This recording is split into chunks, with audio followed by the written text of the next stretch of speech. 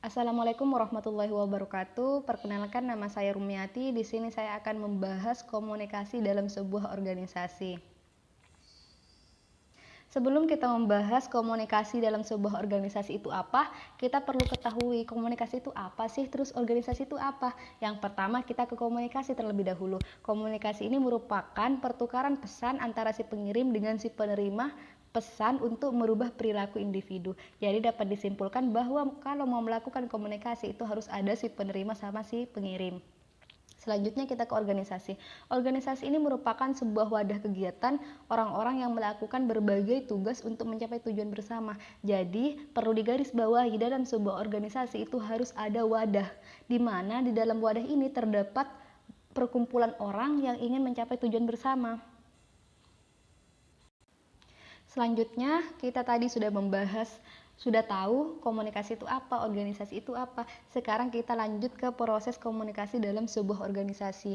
Jadi prosesnya itu ada sender, encoding, channel, decoding, dan receiver. Yang pertama itu ada sender. Sender itu pengirim yang akan memberikan komunikasi kepada suatu organisasi. Terus encoding ini merupakan sebuah kode, di mana saat mau melakukan penyampaian pesan, si pengirim ini akan melalui encoding, yaitu pengkodean.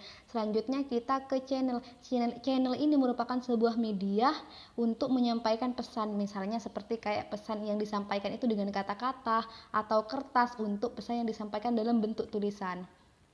Selanjutnya ada decoding. Decoding ini merupakan sebuah proses di mana proses tersebut sudah sampai dan ditafsirkan oleh si penerima, oleh si receiver tersebut. Apabila informasinya itu sudah tersampaikan dengan baik, maka receiver ini akan memberikan feedback kepada sender sebagaimana tahapan yang sender tadi lalui. Receiver juga seperti itu, seperti receiver, encoding channel, encoding sender. Kalau sudah mau ada feedback di antara si sender dan receiver, atau feedback dari si penerima ke si pengirim.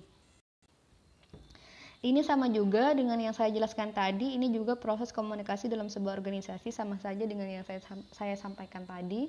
Kita ke slide berikutnya. Slide berikutnya itu membahas tentang pembagian komunikasi dalam sebuah organisasi. Jadi secara umum komunikasi dalam sebuah organisasi itu dibagi menjadi dua. Yang pertama itu jaringan komunikasi formal dan informal. Sekarang jaringan komunikasi formal itu seperti apa sih? Jadi, komunikasi formal ini komunikasi yang dilakukan melalui struktur organisasi secara hierarkis dan menggunakan jaringan komunikasi formal. Selanjutnya kita ke jaringan komunikasi informal. Jaringan komunikasi informal merupakan sebuah komunikasi yang berlangsung tidak melalui struktur hierarki organisasi formal dan tidak menggunakan channel yang telah ditetapkan secara formal. Jadi dapat disimpulkan di sini jaringan komunikasi formal sama informal itu, sedangkan yang formal itu melalui struktur hierarki organisasi formal, sedangkan yang informal itu tidak melalui hierarki organisasi formal. Selanjutnya di sini saya akan membahas tentang jaringan komunikasi formal. Di jaringan komunikasi formal ini bisa dilihat ada komunikasi vertikal dari atas ke bawah, terus ada komunikasi vertikal dari atas ke bawah, dari bawah ke atas, terus yang terakhir ada komunikasi horizontal. Jadi yang pertama ada komunikasi vertikal dari atas ke bawah. Ini komunikasi yang seperti apa? Komunikasi yang menyalurkan informasi dari eselon atas ke eselon bawahnya atau ke anggota sistem sosial. Jadi contohnya itu dari atasan ke bawahan. Fungsinya itu seperti ini, kayak menjelaskan dan membangun dukungan pelaksanaan visi, misi, dan strategi organisasi. Terus contohnya seperti kayak dari memberi perintah kepada pengikutnya. Jadi pemimpin itu memberikan perintah kepada pengikut, itu yang dimaksud dengan komunikasi vertikal dari atas ke bawah. Sedangkan yang kedua ini komunikasi vertikal dari bawah ke atas. Ini kebalikan dari yang tadi ya, dari yang atas ke bawah, sedangkan yang bawah ke atas ini penyampaian informasi dari bawahan ke atasan. Fungsinya itu kayak seperti memberikan kesempatan, fungsinya itu kayak mengumpulkan informasi yang berharga, terus memberikan kesempatan kepada para pengikut untuk mengemukakan keluhan dan mengajukan pertanyaan seperti itu. Terus yang terakhir kita ke komunikasi horizontal. Komunikasi horizontal ini komunikasi yang menyalurkan informasi dari unit kerja yang eselonnya sama. Jadi contohnya itu seperti dari bawahan sama bawahan gitu. Ini fungsinya untuk mengkoordinasikan aktivitas, berbagi informasi, terus untuk memecahkan problem yang ada di sebuah konflik.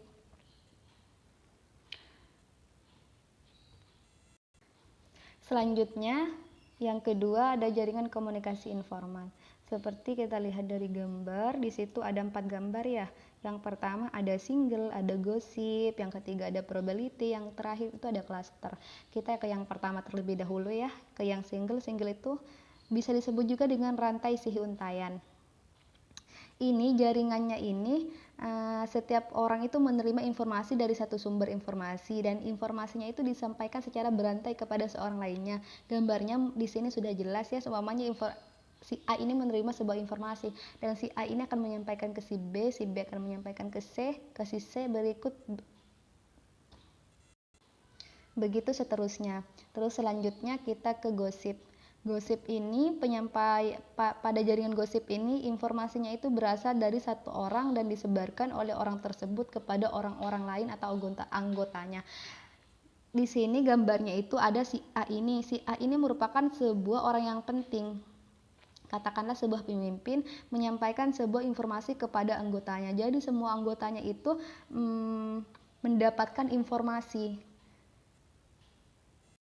Selanjutnya kita ke gambar yang ketiga, ada probability. Probability ini jaringan informasinya itu menyebar secara random. Jadi penerima informasi itu akan menyebarkan informasinya itu juga random. Kayak seumpamanya si A ini akan menyampaikan ke si D akan menyampaikan ke ini. Jadi belum tentu Jadi ada yang menerima informasi, terus anggota yang lain itu tidak menerima informasi. Jadi ada yang menerima, ada yang tidak, seperti itu. Lalu kita ke yang terakhir itu ada cluster. Yang cluster ini merupakan sebuah informasinya itu menyebar dari satu sumber informasi.